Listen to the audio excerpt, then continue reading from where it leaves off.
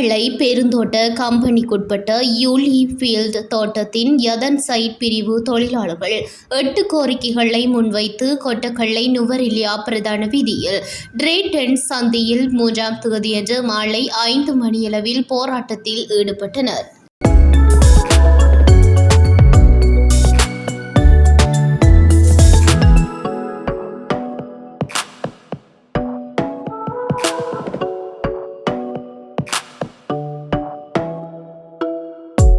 குறித்த தோட்டத்தில் வேலை செய்யும் 100க்கும் மேற்பட்ட தொழிலாளர்கள் இந்த போராட்டத்தில் கலந்து கொண்டிருந்தனர்.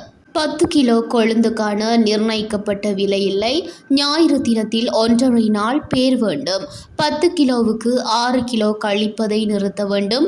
உரிய நேரத்திற்கு வேலை நிறுத்தப்பட வேண்டும் போன்ற வாசகங்களை எழுதிய சுலோக அட்டைகள் காட்சிப்படுத்தியவாறு போராடுவோம் உரிமையினை பெற்றுக்கொள்ளும் வரை போராடுவோம் என கோஷமிட்டு ஆர்ப்பாட்டத்தில் ஈடுபட்டனர்.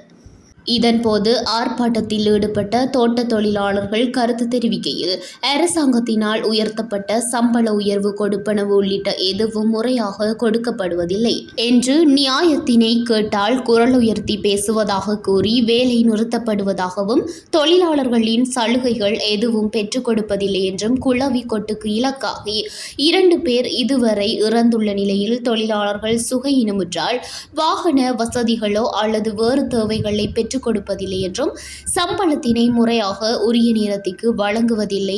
தோட்ட தொழிலாளர்கள் அடிமைகளாக நடத்தப்படுகின்றார்கள். இங்கு கடமையாற்றும் தோட்ட அதிகாரிகள் முதல் ஏனைய உத்தியோகஸ்தர்களையும் உடனடியாக மாற்ற வேண்டும் என ஆர்ப்பாட்டத்தில் ஈடுபட்டவர்கள் கோரிக்கை விடுத்தனர்.